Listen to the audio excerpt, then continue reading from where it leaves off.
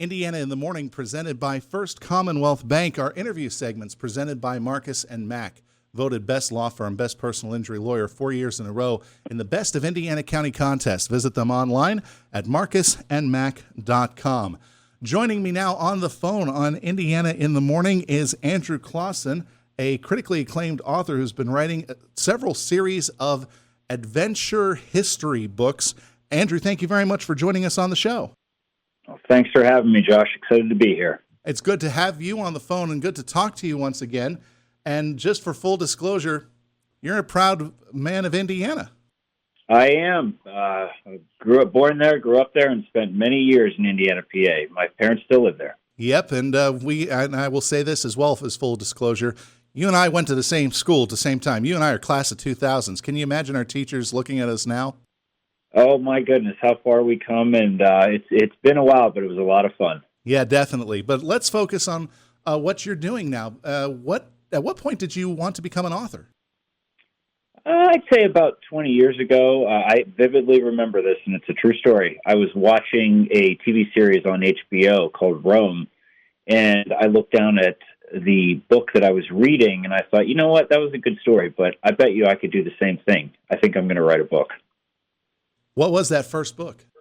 The first book I wrote was in my Parker Chase series. It was called A Patriot's Betrayal, and it focuses on a reimagined version of what could have happened in the past related to our founding fathers, specifically tied to George Washington and his death. Wow. So how much research goes into any of these books? I mean, you probably are spending a lot of time researching all of the historical facts to make sure that you have everything straight before you start to work with it in a fictional sense. There is quite a bit of research, and most of it's interesting. Some of it is a bit of drudgery, but a lot of it actually has come from just years and years of enjoying history in general, history classes that we had back in school, or watching documentaries or reading other books about the life of people like George Washington, founding fathers, really anyone. So it's kind of a collective effort in terms of gathering the data for the story and then leading on my own personal knowledge as well. So you said you've been writing books now for about 20 years? Yes, right about there. Well, sadly, it took me 7 years to get through the first one, that's not a typo, 7 full years. Well, that's understandable. I mean, once you get the first one out of the way, I would imagine the process gets a little easier. That couldn't be more accurate. It truly is. So, actually published for probably about 14 years now, and we're up to, I think, a total of roughly 25 books or so. 25 books over several different series. So maybe you can tell us a little bit about that first protagonist, the first hero character that you have, Mr. Chase. Yes, so the Parker Chase series focuses on a guy who is an investment banker. He seems to find himself in the middle of a number of historical searches. He generally will find something interesting in a document or get involved in a pickle in some way and uncover some information that leads him to believe there's more to the past than we currently realize. Sends him down a rabbit hole of chasing for the truth, and inevitably there's always somebody who wants to stop him along the way. So we take a journey through the past, and I try to make the history come alive, as he's also trying to stay alive, dodging bullets and solving mysteries to reveal what the truth is behind our history. So Parker's Chase, that first book was A Patriot's Betrayal, and it's gone all the way through. It's gone through 6 books. Have you ever thought that this character or any of your characters would have such a lasting impact? You always hope, but you never know how it's going to turn out. So I've been pleasantly surprised. Unfortunately, in some ways, I've had a bit of success with my next series, and that's kind of put a hiatus on the Parker Chase stories simply due to lack of time. So that next series being the Harry Fox series? You got it. That's the one. All right. Maybe give us a brief on Harry Fox then. So the best way, I think, to describe it is it's a mix of archaeological adventure fiction with a dash of Goodfellas thrown in. So Harry Fox is a relic hunter for a crime family in New York, a fictional one of the 5 families in the New York mob scene. Think like the Gambinos, something like that. And they employ him to go around the world collecting relics and finding hidden treasure to make money. Sounds like a cross of Indiana Jones and Robert De Niro. That's an excellent comparison. Yes, that's right on point.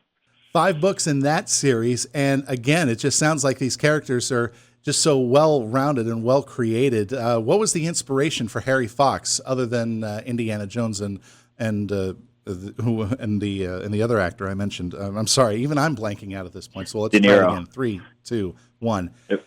So, what was the inspiration for Harry Fox, other than Harrison Ford's character and Robert De Niro?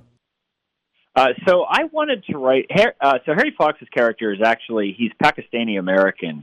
So half of his family heritage comes from overseas, and so I wanted to write a story that explored kind of the intersection of cultures, where someone is in a world where maybe they don't belong, and in this necessarily don't fit. And this is the Italian American world in Brooklyn. Harry's a guy with a half Pakistani heritage, so he stands out, doesn't look like everybody else. And then send him into situations around the globe where he will be conflicted because of a lot of his personal heritage can come into play in terms of these ancient relics. This series, the relics go way back thousands of years to pre-Christian times at various stories. So just kind of the challenges that would come up and the conflict that exists in those explorations of his based on his personal heritage and his life. You also have another series that's out called the Turn series, and this is about a former big game hunter, from what I'm reading. It is, Reed Kimball is a big game hunter who has had a change of heart, and I like that series. It's 3 books, and it kind of looks at the relationship between people and the world, and that's a little bit more of a Michael Crichton-esque scientific angle to that series, but I just thought it was neat to put somebody who had lived in one world, moved into another world, and now is in conflict between those two. So a lot of books that you've written over the years, and how many books do you get to churn out now that you're in the groove? I can roughly 3 or 4 a year is pretty good. I think I had 4 last year come out. I just put one out here last month. It really just it's like exercising. The more you do it, the easier it gets. So when you get into the right frame of mind, the words can really flow. And then some days they don't come at all. Yeah, I understand you on that one. Writing news sometimes can be the same way. It is. You never know what you're going to find when you wake up. You kind of just put your nose down and grind through it. Whenever you started receiving the positive reviews, I'm just going to read one from from another series that you're doing, which is going back to Harry Fox's origins. I'll just read this one from, I believe this is Mrs. A from Midsummer Treasures, and it is from the very beginning of the book, The Midsummer Treasures. The action begins. It is an adventure story, both entertaining and learning experience. So, whenever you start seeing these reviews, what are you feeling at that point? Honestly, a little bit of relief that someone liked it. You never know what people are going to say when you put a book out into the world. So a bit of apprehension, but it's nice to receive that positive feedback. I also noticed that there was a guy, I saw a video of a British gentleman actually doing a reading of one of the chapters of one of your books as well on YouTube. So what was that like?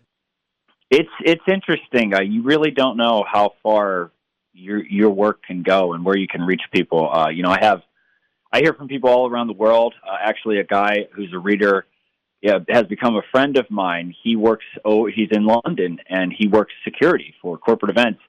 He actually worked at the London premiere of The Dial of Destiny, which is the 5th Indiana Jones movie, and he got me a picture or a poster signed by the director and sent it over to me. So it's wild how many connections you can make around the world with people doing this. Wow, that's a piece of treasure right there. Andy, where can people find your books?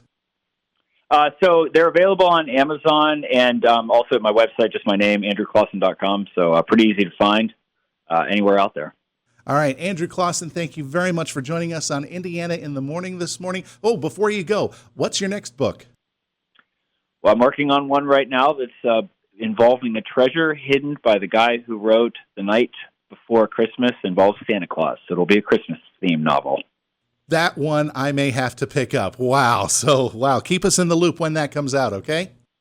Awesome. Will do. Thanks, buddy. Thank you. Andrew Clawson joining us this morning on Indiana in the Morning, author from Indiana area. living still in Western Pennsylvania, but very successful with his historical fiction series. And of course, you can find his books at andrewclawson.com or wherever books are sold.